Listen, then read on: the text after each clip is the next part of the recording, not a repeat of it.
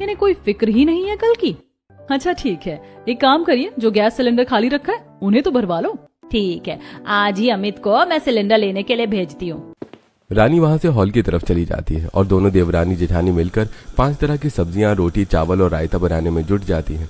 उनका खानदान बहुत बड़ा था, लगभग 25-30 लोगों का, और उनके नखरे भी अलग थे, जिस वजह से दोनों देवरानी जेठानी को दोनों टाइम 5 तरह की सब्जियां बनानी पड़ती थी। खाना बन जाने के बाद दोनों देवरानी जेठानी डाइनिंग हॉल में पूरे खानदान को खाना परोसती हैं और अब सबके नखरे शुरू हो जाते हैं। बहू, ये कैसी सब्जी बनाई है आज? कच्ची लग रही है, अच्छे से पकाई नहीं है क्या तुमने?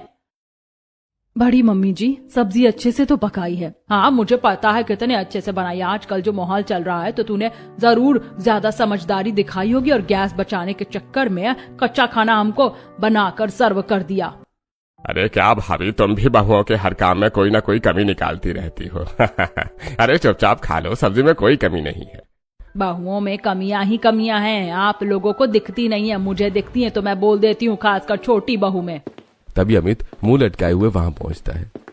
क्या हुआ बेटा, तेरा चेहरा क्यों उतरा हुआ है? मम्मी, सिलेंडर नहीं मिला इसलिए। अरे इतनी सी बात के लिए परेशान क्यों हो रहा है? आज नहीं मिला, कल मिल जाएगा। जहाँ से हम ब्लैक में सिलेंडर लेते हैं वो भैया बता रहे थे कि अब ब्लैक में सिलेंडर बिल्कुल नहीं मिलेगा। सरकार ने सख्ती शुरू कर दी है, अब सिर्फ सिलेंडर उन्हें ही मिलेगा जिनके पास कनेक्शन है। अरे तो उससे कह देता कि 5,000 ले ले और सिलेंडर दे दे। वो 10,000 में भी देने को तैयार नहीं था। अरे तू परेशान मत हो, आके खाना खा, आज नहीं तो कल सिलेंडर मिल जाएगा। और ये मुसीबत कितने दिन चलेगी? ज्यादा दिन की नहीं है ये मुसीबत, हर बार ऐसे ही होता है। दोनों देवरानी जेठानी उनकी बातें सुनती हुई सबको खाना परोसती हैं। सबके खाना खा लेने के बाद किचन में बर्तन ले जाकर धोती हैं और अपने अपने कमरे में चली जाती हैं। दोनों देवरानी जेठानी में जमीन आसमान का अंतर है। वो अंतर क्या है, कुछ ही देर में आप समझ जाएंगे। अपने कमरे में पलंग पर बैठी सुषमा। आने वाला समय कैसा होगा किसी को नहीं पता, लेकिन मेरे ससुराल वालों को तो बिल्कुल भी फिक्र नहीं है। उन्हें लगता है कि सब ऐसे ही हैं और जेठानी जी भी कुछ नहीं करती। अब मुझे ही कुछ करना होगा क्योंकि गैस सिलेंडर सिर्फ 2 ही बचे हैं। शाम के समय दोनों देवरानी जेठानी अपनी सास के साथ सब्जी मंडी सब्जी लेने पहुंच जाती हैं। जिस समय वो तीनों सब्जी वाले भैया के ठेले से 5 तरह की सब्जियां पसंद कर रही थी, उसी समय सुषमा की नजर एक दुकान पर पड़ती है जहां पर लकड़ी और कंडे रखे हुए थे। मम्मी जी, आप सब्जी लीजिए, मैं अभी आती हूँ। कहाँ जा रही हो देवरानी जी? सुषमा दुकान की तरफ इशारा करती है और वो देखो, लकड़ी वाले से लकड़ी लेने। सुषमा दुकान में जाती है और दुकानदार अजय से मोल भाव करने लगती है। भैया, लकड़ी क्या भाव दिए हैं और कंडे कैसे दिए? ज्यादा महंगी नहीं है बहन जी, मात्र 10 रुपए का एक कंडा है। और अजय लकड़ियों का भाव बता पाता उससे पहले ही सुषमा की जेठानी और सास वहां पहुंचती है। और बाहू, तुम इन लकड़ी और कंडों का क्या करोगी? मम्मी जी, अब गैस मिल नहीं रही है तो गैस की बचत करनी होगी हमें, बस उसी का जुगाड़ लगा रही हूँ। देवरानी जी, अब आप हमें ये लकड़ी और कंडे से बना खाना खिलाओगी, पूरा घर धुआं धुआं करोगी। देखिए अब आगे क्या होगा, उसकी तैयारी तो अभी से करनी होगी ना। तो भी ना बेमतलब की चिंता करती है, कुछ नहीं होने वाला, चल तू ये सब मत ले। वो तीनों सिर्फ 5 तरह की सब्जियां, धनिया, मिर्च और मसाले लेकर घर वापस लौट आती हैं। किचन में दोनों देवरानी जेठानी डिनर बनाने की तैयारी करने लगती हैं, लेकिन जैसे ही देवरानी गैस चूल्हे पर बड़ी कढ़ाई चढ़ाती है तो देवरानी जी, इतनी बड़ी कढ़ाई क्यों?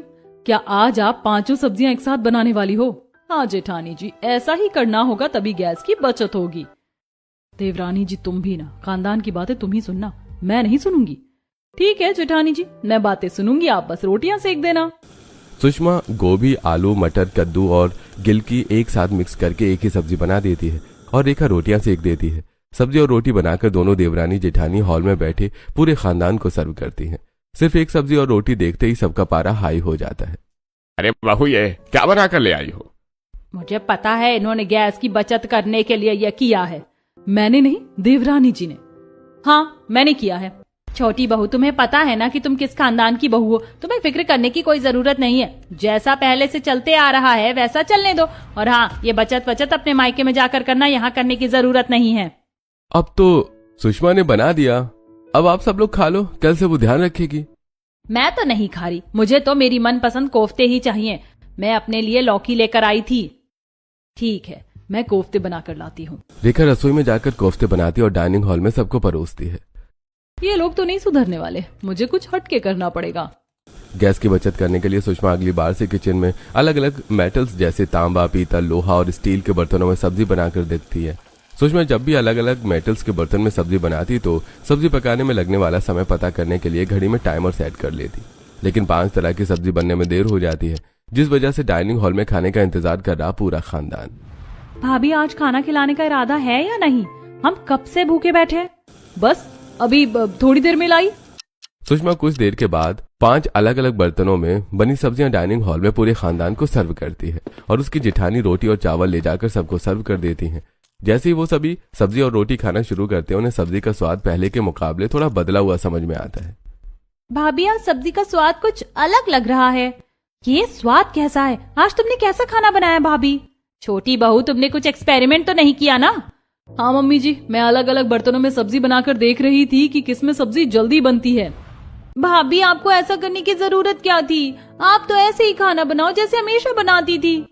ननद जी, पहले की बात और थी, अब की बात और है। पहले गैस की टेंशन नहीं थी, लेकिन अब टेंशन है। मुझे थोड़ा सोच समझकर खाना बनाना पड़ेगा, थोड़ी अपनी समझदारी दिखानी होगी। नहीं तो आपको तो पता ही है कि इतने बड़े खानदान के लिए एक टाइम का खाना बनाने में ही 2 किलो गैस लग जाती है और 1 सिलेंडर 14 किलो का ही होता है। तुम भी किसे समझाने की कोशिश कर रही हो ननद जी? उनकी बातें चली रही थी कि तभी खाना खाते हुए टीवी पर चैनल बदल रहा बसंत न्यूज चैनल लगा देता है, जिस पर न्यूज एंकर चिल्ला चिल्लाकर बता रहा था कि अब से भारत पेट्रोलियम ने नया नियम लागू किया है कि 14 किलो के सिलेंडर में 10 किलो गैस ही दी जाएगी और उसका उतना ही पैसा लिया जाएगा। अरे भाई, ये सरकार भी ना रोज नए नए नियम निकालती है।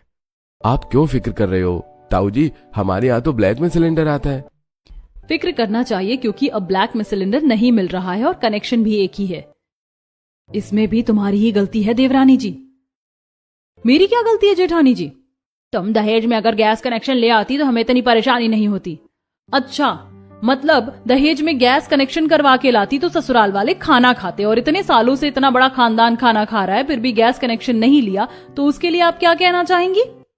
अरे भाभी, तो मेरी छोटी बहू से नहीं जीत सकती, वो बहुत होशियार है। देखा कैसे जवाब दिया। और इसने कुछ गलत भी नहीं कहा।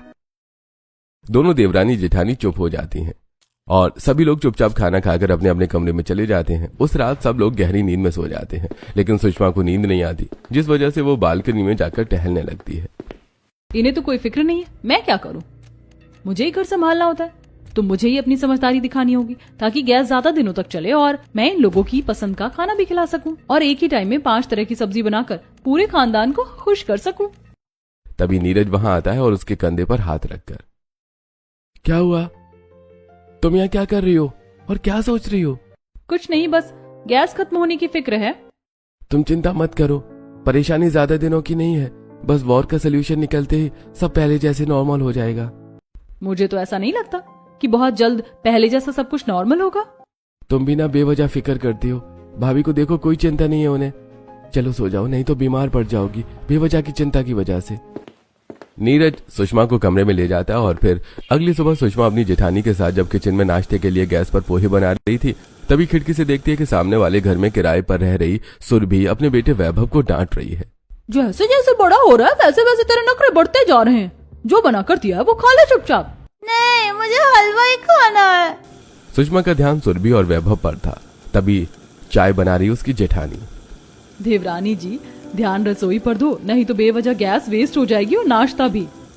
सुषमा भले ही पोहे बना रही थी, लेकिन उसका ध्यान सुरभि और वैभव पर ही था।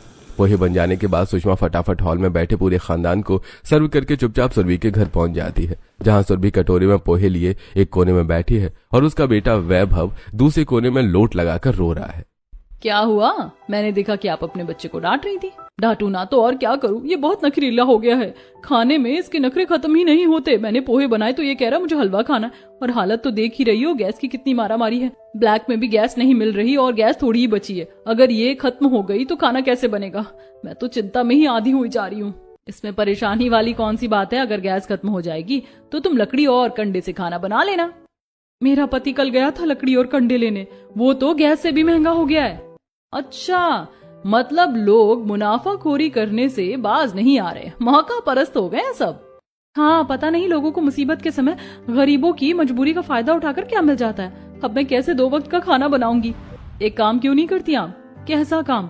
आप खिचड़ी बना लिया करो, उसी में सब्जी दाल चावल सब डालकर ऐसा करके आप एक दिन की गैस में 3 दिन का खाना बना सकती हो। अरे वाह, मैंने तो ऐसा सोचा ही नहीं। मैं तुम्हारी कई बात पर गौर करूंगी और तुम्हारा नुस्खा आजमाऊंगी।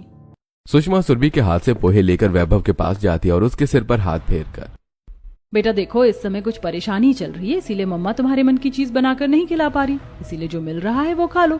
बहुत से बच्चों को तो ये भी नहीं मिलता। ठीक है आंटी, अब मैं सब खाऊंगा। वैभव सुषमा के हाथ से पोहे लेकर खाने लगता है और सुषमा वापस अपने घर आ जाती है। सुषमा वैभव को तो समझा देती है, लेकिन उसका खानदान कुछ भी समझने को तैयार नहीं था। उसी दिन दोपहर में खाना खाकर हॉल में बैठा पूरा खानदान टीवी पर न्यूज देख रहा था। न्यूज एंकर चिल्ला चिल्लाकर ये बता रहा था कि जब से ब्लैक में सिलेंडर मिलना बंद हुआ है तब से पूरे देश में हाहाकार मचा हुआ है। गैस सिलेंडर 10,000 रुपए में भी नहीं मिल रहा है। अरे भैया, न्यूज वाले भी ना कुछ भी दिखाते हैं। हमें देखो, हम दोनों टाइम 5-5 तरह की सब्जियां खाते हैं, गैस की कोई कमी नहीं है। आखिर कब तक खाएंगे? बहू, हमारे पास सिलेंडर रखे हुए हैं ना, तो तुम क्यों परेशान होती हो? एक सिलेंडर आज ही खत्म हो गया, बस आखिरी सिलेंडर बचा है, तो परेशान तो होना ही पड़ेगा। अरे छोटी बहू, तो लकड़ी और कंडे से खाना बना लेना। लकड़ी और कंडे भी कहाँ मिल रहे हैं अब सब मेरी बात समझो और अब से खाने पर थोड़ा कंट्रोल करो। 5 तरह की सब्जी खाना बंद करो। मैं तो नहीं कर रही कंट्रोल, मुझे तो अपने मन की सब्जी चाहिए ही चाहिए। बहू, तुम ऐसा क्यों बोल रही हो? मुझे तो लगता है कि तुम काम न करने के बहाने ढूंढ रही हो। आप चिंता मत करिए, मैं हूं ना आप सबको मनपसंद सब्जी बनाकर खिलाने के लिए। छोटी बहू, अपनी जेठानी से सीखो कुछ, हर काम में आगे ही रहती है। नहीं, काम ना करने के बहाने नहीं, मैं आपको आने वाली परेशानी से बचाने के लिए ऐसा कह रही हूँ, वरना मुझे क्या, मैं तो बनाऊंगी जैसा बनाती आ रही हूँ खाना। बहू, जैसा चल रहा है वैसे चलने दो, तुम्हें परेशान होने की जरूरत नहीं है, सब ठीक हो जाएगा। भाभी, मेरी इच्छा मोमोज खाने की हो रही है, मोमोज बना दो ना। ठीक है, बनाकर लाती हूँ। अभी खाना खाया है और अब मोमोज खाना है। मेरी बातों का कुछ भी असर नहीं होता इन पर। सोचती हुई सुषमा किचन की तरफ जाने लगती है। तभी भाभी, स्टीम मोमोज बनाना। किचन में पहुंचकर सुषमा गैस चूल्हा जलाकर चूल्हे पर स्टीमर रखकर उसमें पानी डालती है और मोमोज की फिलिंग बनाने के लिए गाजर, पत्ता गोभी और शिमला मिर्च बारीक काटने लगती है। जैसे मैं स्टीम मोमोज बना रही हूँ वैसे ही क्यों ना मैं सब्जी के लिए भी ट्राई करूँ। एक बड़ा सा बर्तन ले आऊं, उसमें पानी रख दूं और 5 छोटे छोटे बर्तनों में 5 अलग अलग तरह की सब्जियां पकने को रखूं। तो इस तरह एक ही बार में 5 अलग अलग सब्जियां पक जाएंगी।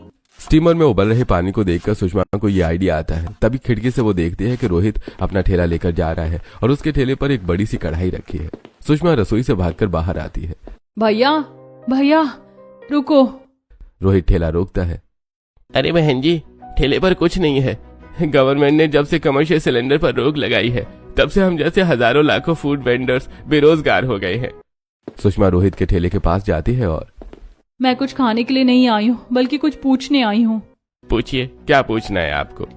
मैं पूछना तो कुछ और चाहती थी, लेकिन जब आपकी बात सुनी तो मेरे दिमाग में एक आइडिया आया। आप ये अपनी कढ़ाई कितने की दोगे? अब तो आपके किसी काम की नहीं है। बहन जी, अभी गैस नहीं है, कढ़ाई मेरे काम की नहीं है, लेकिन जब गैस मिलने लगेगी तब तो काम की होगी ना। तो इसका मतलब ये थोड़े है कि अभी काम की नहीं है तो मैं कढ़ाई बेच दूं। हाँ, ये बात भी सही है। तो फिर आप ये बता दो कि आप ये कढ़ाई कहाँ से लाए हो? आपके किस काम की है कढ़ाई? आप भी फूड स्टॉल शुरू कर रहे हो क्या? अरे नहीं, मुझे तो अपने घर के लिए चाहिए। रोहित उसे एक लोहार का एड्रेस बताता है। सुषमा एड्रेस लेकर किचन में वापस जाती है और मोमोज स्टीम होने को रखती है। इसमें तो काफी टाइम लग रहा है। अगर सब्जी बनाऊंगी तो उसमें भी काफी टाइम लगेगा और गैस भी काफी जाएगी। क्यों ना ऐसी कढ़ाई बनवा लूं जिसमें 5 अलग अलग सेक्शन हो और एक ही बार में 5 अलग अलग सब्जियां बन जाएं, तो कैसा रहेगा? जब तक सुषमा कढ़ाई के बारे में सोचती है तब तक मोमोज स्टीम हो जाते हैं और वो स्टीम मोमोज हॉल में अपनी नंद को सर्व करती है और फिर अपने पति के साथ रोहित के दिए हुए एड्रेस पर लोहार के पास पहुंच जाती है। भैया, मुझे एक बड़ी सी कढ़ाई बनवानी है जिसमें 5 अलग अलग सेक्शन हो। तुम ऐसी कढ़ाई का क्या करोगी? तुम देखते जाओ कि मैं क्या करती हूँ।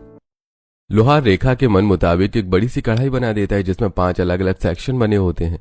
कढ़ाई लेकर सुषमा नीरज के साथ घर पहुंच जाती है। हॉल में बैठी सुषमा की जेठानी रेखा सुषमा के हाथ में 5 सेक्शन वाली बड़ी सी कढ़ाई देखती है और देवरानी जी, इतना बड़ा कढ़ाहा क्यों ले आई हो और इसमें अलग अलग सेक्शन क्यों है? जेठानी जी, एक ही बार में 5 तरह की सब्जी बनाने के लिए। सुषमा बहुत खुश थी और डिनर के लिए वो उसी कढ़ाई में एक साथ 5 तरह की सब्जियां, आलू मटर, मसाला भिंडी, बैंगन, तोरई और फली की सब्जी बनाती है। उसी के साथ रोटी बना रही उसकी जेठानी उसे देखती रह जाती है। उस दिन पहली बार सुषमा रोटियों से पहले सब्जी बना लेती है। सुषमा पूरे खानदान के लिए एक टाइम पर एक कढ़ाई में 5 तरह की सब्जी बनाकर सर्व करती है। वाह बहू, आज तुमने इतनी जल्दी कैसे 5 तरह की सब्जियां बना ली? तभी वहाँ रोटियां लेकर रेखा आती है। एक ही कढ़ाई के 5 अलग अलग सेक्शंस में। वाह बहू, तुमने तो कमाल कर दिया। हमें तो पता नहीं था कि एक ही कढ़ाई में एक ही बार में 5 अलग अलग सब्जियां बनाई जा सकती हैं। हाँ, अब तो कुछ करना ही पड़ेगा ना। आप देख तो रहे हो कि गैस की कितनी मारामारी है और हमें सिर्फ एक ही गैस मिलेगी जो कि सिर्फ 7 दिन ही चलती है। अरे वाह बहू, देवरानी जी ने कौन सा तीर मार लिया है। गैस तो उतनी ही लगी होगी ना, भले इसने एक ही बार में 5 सब्जियां बनाई हैं। जिठानी जी, आपको नहीं पता, जितनी गैस 5 सब्जियां बनाने में लगती थी ना, उतनी गैस में मैं अब 5 टाइम सब्जियां बना सकती हूँ। अच्छा, मुझसे होशियारी दिखाएगी। मैं अभी तुझे बताती हूँ कि तू कैसे एक ही बार में 5 तरह की सब्जी बनाकर ससुराल वालों को खिलाएगी। रेखा अपनी देवरानी से चिढ़कर अपनी बुआ सास दामिनी को फोन करके घर पर बुला लेती है। दामिनी का मिजाज थोड़ा गर्म था और वो रेखा की देवरानी से थोड़ा चिढ़ती भी थी और ये बात पूरा खानदान जानता था। अपनी बुआ सास के आने के बाद सुषमा उनका अच्छे से स्वागत सत्कार करती है और फिर घर के बाहर खड़े सब्जी वाले के पास सब्जी लेने पहुंच जाती है, जहां पहले से ही उसकी पड़ोसने सुरभि और माला सब्जियां खरीद रही थी।